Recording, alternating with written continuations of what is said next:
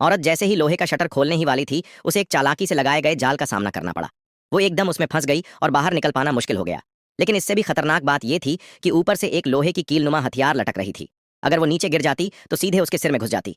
जान पर बन आने का एहसास होते ही औरत ने जोर जोर से अपने साथियों को बुलाना शुरू किया, मगर उसके साथी के आने से पहले ही दो बदमाश चुपके से वहां आ पहुंचे।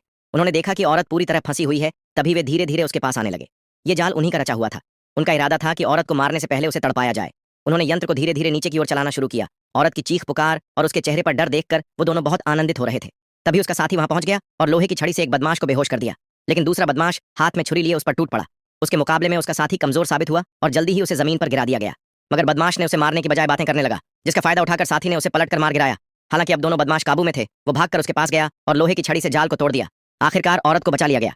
दोनों अपनी जान बच जाने की खुशी मना ही रहे थे कि तभी बेहोश हुआ बदमाश अचानक उठकर उसके साथी पर हमला कर देता है और उसे दूर फेंक देता है।